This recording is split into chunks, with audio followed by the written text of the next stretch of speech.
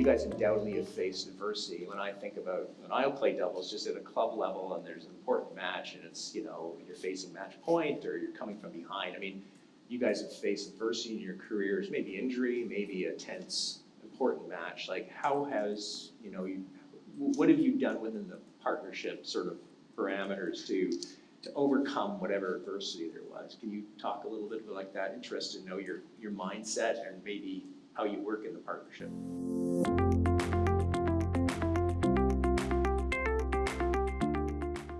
When my partner misses a ball, I was doing faces to him. No, just part of the game is missing, and obviously you always have to be positive about your partner, always have to lift him up, especially when your partner is down. This is the time when he needed you more. And that is one of our strengths, I think, was that we always look happy, always looked with energy, always lift each other. I think as like Daniel said before, tennis players were very like, it's a lonely sport and we play for ourselves. And then when suddenly we have a partner, I think the good side of it is like you can always share with somebody when you're down a little bit and you can talk to him and share your thoughts and your emotions, and then your partner can help you.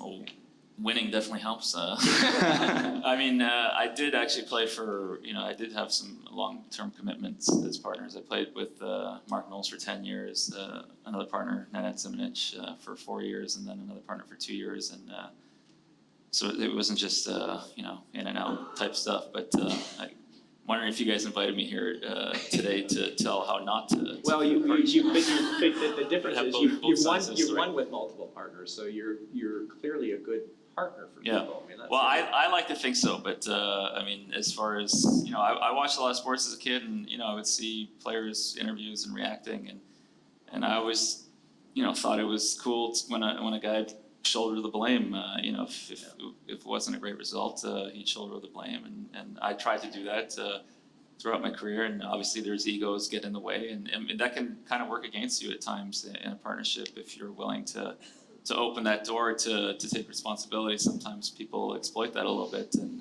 you know, not everyone's always honest with themselves, and so it's a little bit of a tough situation. But you know, if you're trying to make a partnership work, and you know, obviously success is important, and you know, there was a few partnerships I had where, you know, it was instantaneous, where you felt like you were clicking, and my advice is definitely to just work on, appreciate that situation, make the most of it, and do the little things to keep it going. And for sure, it's communication and working on you know, knowing your partner and understanding how he you know, works, and being patient with him for sure. And you know, it all comes down to communication and respect over and over again. You just keep hearing the same thing. And yeah.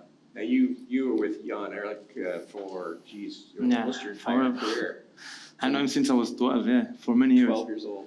And then we started playing when I was 18, playing for many, many years. Over 15 years we've been playing.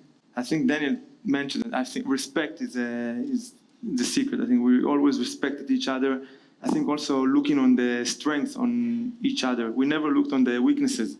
We always looked on the strengths of each other. And yesterday we were talking in dinner. He was telling me Yoni's weaknesses. His baseline is not good, is it? And I never looked on that. I was always looking on his strengths and what Yoni is good at.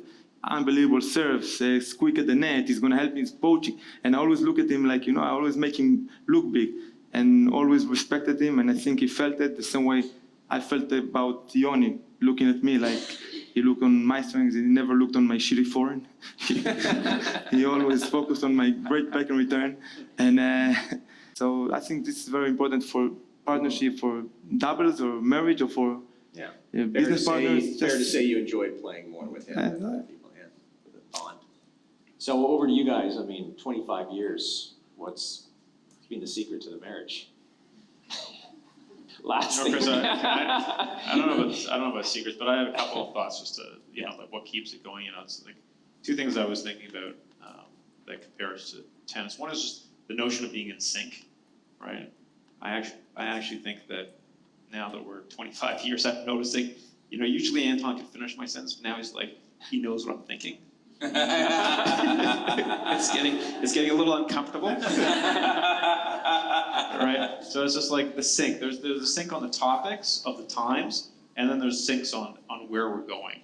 And I think that's the most important thing in a partnership, in our partnership, is just like being in sync. And it's just like it's a great stream of consciousness, right? And I think that's the magical thing in our partnership and in any partnership is like, can you get into that stream of consciousness and being 100% on the same wavelength, okay? And completely focused and in the conversation. You know, it's messy, but we get to the resolutions and stuff like that. I actually think the best form of partnership, and I was trying to think analogous to like tennis, like when you guys are playing doubles, when your partner hits the ball, there's actually nothing you can do. You actually have to let go, okay, fully trust that that person is gonna have a great shot, and you gotta live with the outcome, okay? And you can't hit the ball with him. Like you can't actually physically, can't be a two-way hit, it's just a one-way hit. So I was thinking about the same thing, like where it works great in our partnership. It's truly the best at times and the most effective for the company is when we each have our own area. The magic comes in the trust, okay, and letting that person have their it's a real letting go and not even thinking about that area. They're freeing up your mind space. I think you bring up great points. Yeah, I think that's bang on. I mean, when you talk about sync, one of the analogies is of a rock band, right? Thinking, because you got to add Benny to this partnership, the third gentleman who in the creative, is that, you talk about what makes a successful partnership is what makes a successful rock band. Each one's got their own instrument, and as Ronnen said, the person playing the drums and the person playing the guitar, there's no crossover, and that's how we've been. Okay, when you think of Ronnen, Benny, and myself, the three of us, I see a lot of similarities to a rock band, where each one's got a different instrument. And there's so many benefits, and when the music we play in total together, that is, what we accomplish together is the most amazing thing.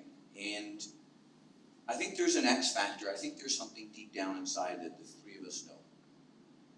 Is that each one of us know individually that we would never be here, this company would never be where it is today if it wasn't for each one of us playing its own instrument.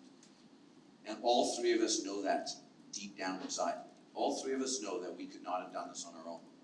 And that creates, an incredible foundation, for a long-lasting partnership.